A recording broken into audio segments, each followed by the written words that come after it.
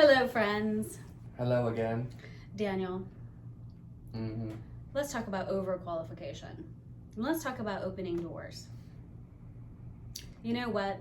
As a career coach, somebody who has worked with people in their careers and helped them move forward to open new doors they never even knew existed, there are some professionals, some people, some young people who fall in the trap of believing that they have to get a degree, they have to get qualifications, they have to have a certain pedigree, maybe a last name that will get them the things that they want, get them the opportunities they want, jobs, relationships, whatever that might be.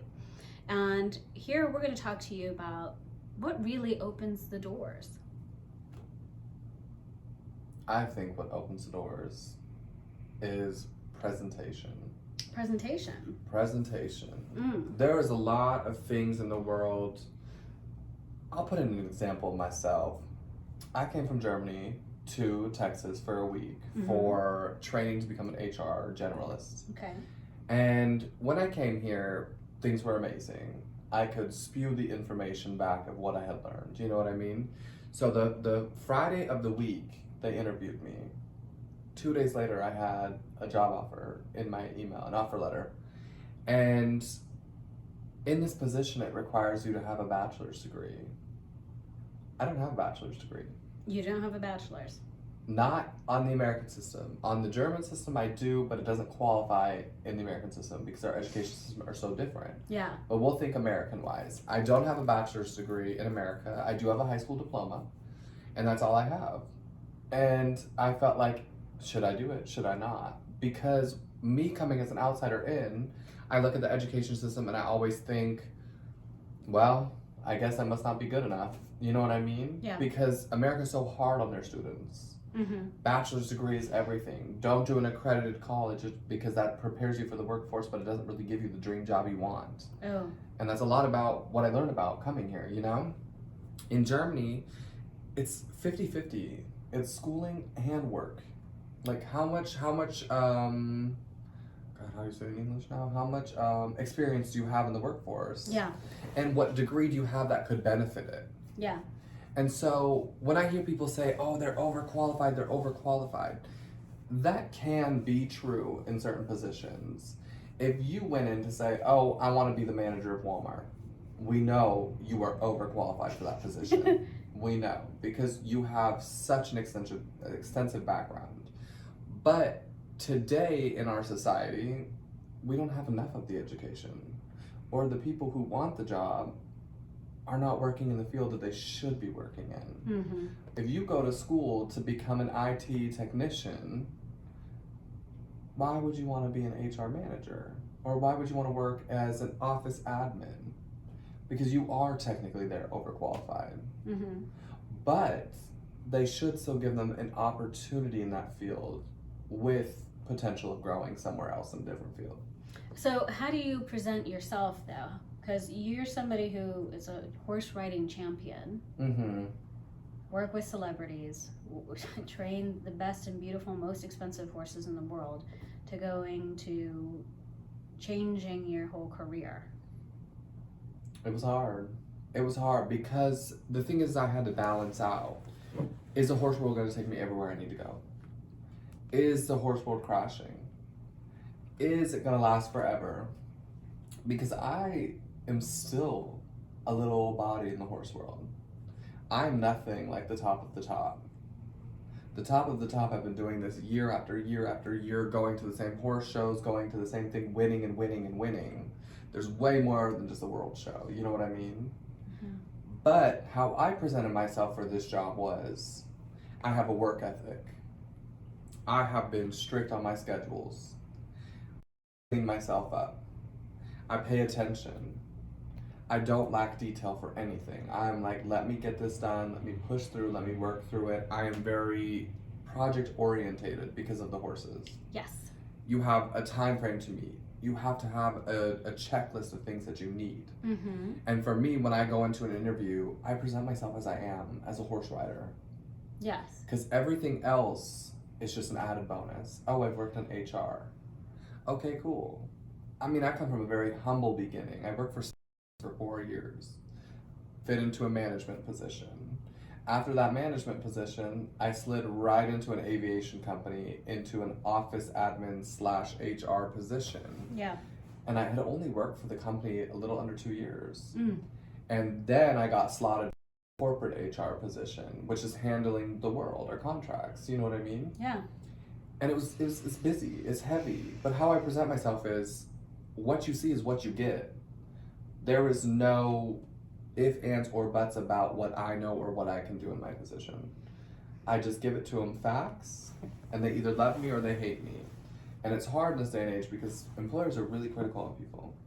And 99.9% of the time, an employer already has somebody they want in mind. Okay.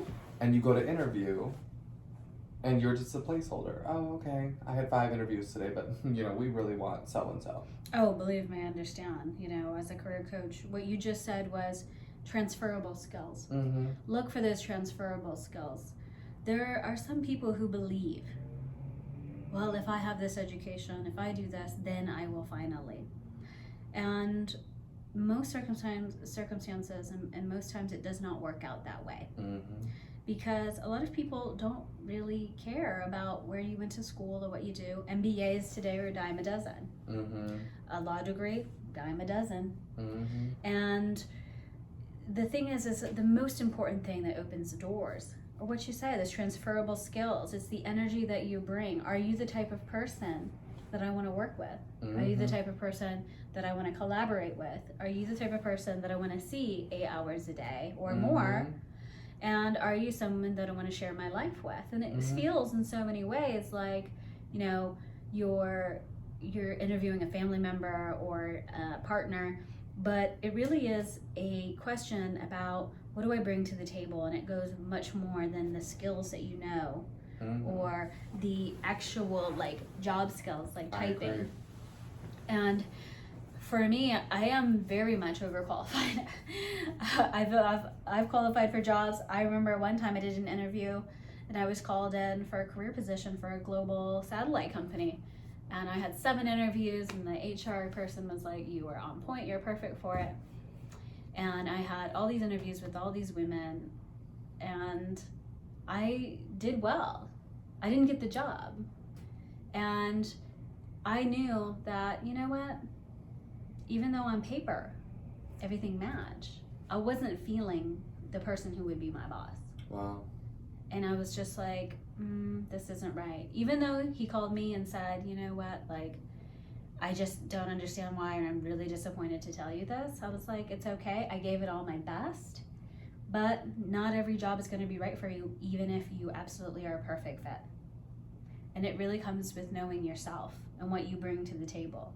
I needed to work with people who are dynamic, who are positive, and I wanted to have a really good time with who I was working with. And to be honest, I saw her eyebrows, they were over tweezed, and I knew immediately she was a control freak. And I just didn't want to work with her. I'm telling you. I'm going to be honest. I'm going to be very honest. I saw her eyebrows and I knew control freak. And a lot of the things are when you go in for an interview. You feeling people out. I did not care what kind of education or how long she's been in the job. I saw those eyebrows and I was like, no, we not ain't today. I'll be honest. I mean, how my boss really got me pulled in was she related to me. I'm from Germany. I was like, oh my God, something in common. I didn't stop to think twice about, is this the move I want to make? Is this whatever? I just jumped. I was like, oh my God, she's German, so let me jump on it. You know what I mean? Yeah. And so I think when we talk about qualified or overqualified, I think there's a lot of overqualifications happening. Yeah. Because people are settling for less than what they deserve. Well, what criteria are we judging, honestly? Well, I think we need to judge on education and skills. I mean, that's the biggest thing that needs to be there. I think in a society, it depends on what field you're going into. If you want to be a doctor, of course I need to see a degree. You ain't gonna just jump in and be a doctor. If you want to be a lawyer, I can't just be like, oh, you went to San Diego Community College. Well, I'm going to an unaccredited school, and to be quite frank, it's just as good as values if I went to an Ivy League school, which I know I would have gotten entry into. I'm going to be frank with you right now. I might differ in that opinion, but it's really about what do you want to get out of any kind of interaction that you get. If it's the school that you're picking, Does it meet your lifestyle? Does it meet who you want to be? Does it meet your spirit? Are you picking a job because you think it's going to make you a lot of money? Do you think that you need to meet certain criteria to make certain people like you? Yeah, no. To make people accept you? And some people, and perhaps I am getting a degree in an unaccredited law school because I want to show the world that you can be super successful without a brand name, legal degree, or any kind of degree. I think that it's so important to show the world that it's not what the label of any organization or title or certification or diploma or whatever. It's really the skills to pay the bills, like you said. It's like, what did you learn? What is your education? Absolutely. Not the education you bought, but what did you get? Absolutely. And that perspective, that energy, that passion is really what is bringing that. Maybe that's what I'm interpreting what you're saying. Yeah. But it's really like, what are you bringing to the table? And are you relating to people in that right way? And I think a lot of people are scared to do things they've never done before or don't feel that they're qualified for. 100%. Because they don't feel good enough. They don't feel worthy enough. I don't think that they feel like they got the brand names. They don't have the designers or whatever it is. Will they accept me? I think the most fun you will ever have in any workplace or educational environment or in a group is when you are just unapologetically yourself. Amen. That's me today. This is H&M. This is a thrift shop, and these are Old Navy. So I ain't even worried about people because they look good. I'm gonna tell you something. You have to be yourself in this day and age. If a job expects you to be something you're not, it's not the job for you. I will not fake it till I make it because that's not living in my truth. If a boss says I need you to be like this, sorry, because I am Daniel Beavers. I am who I am. I have my life set up. If that job don't work out, on to the next. I mean, I'm not worried about it because if you're yourself, more people are going to love you for being yourself. And that's true. Me. I love Daniel. Daniel's crazy. Daniel's fun. Daniel's unapologetically himself. So I'm not worried. When I went in for my job, they asked me a lot of questions, and I was like, whoa, calm down with the questions because it's too much. But I answered. And I went home and I talked to my parents, like, I don't know what to do. My dad's been with this company for over 35 years. That's pretty much his whole life. He's been with this company for so long. And I told him, I said, I don't think the company's for me. And he said, well, it's a stepping stone. Take the job, go forward. And so I said, okay, I will. And my life just happens to play out. Sometimes you have to take that risk, but don't settle for what's less. Don't feel like you're underqualified or overqualified because I don't like those terms. Right.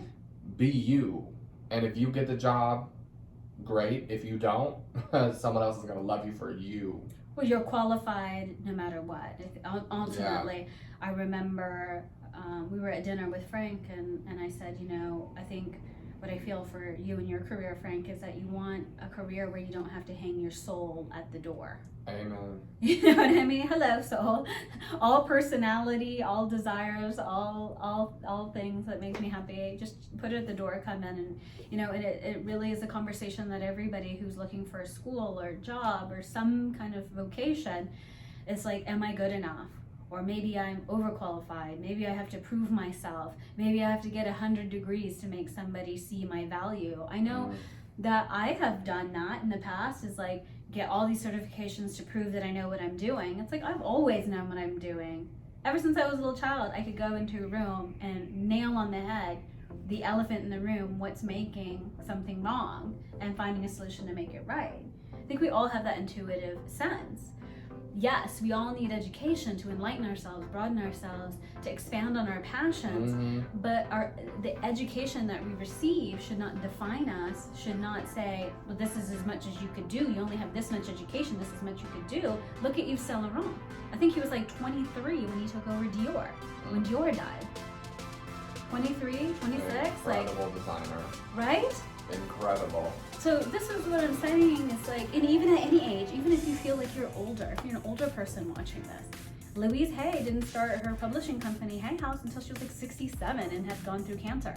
It's never too late. My dad was 45 when he got his aircraft and power plant license, which is what you need to work in the aviation unit. I mean, my dad he was up there in age too, but he did it, and he's successful.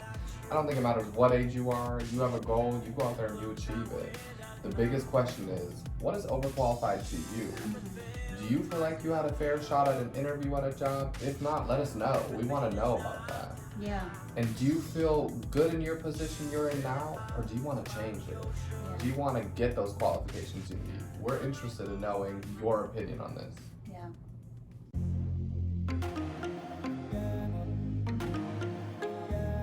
So we have to get into a groove of listening to the voices in our head and recognizing, what are we hearing? That's very true. We can train ourselves to have more positive self or constructive self-talk. It doesn't always have to be. That's the still small voice. That's your intuition. That's your Jiminy Cricket. That could be your conscience. Could be your spirit guide, your souls from the other side. It could be a past life. It doesn't matter, but it's a still small voice.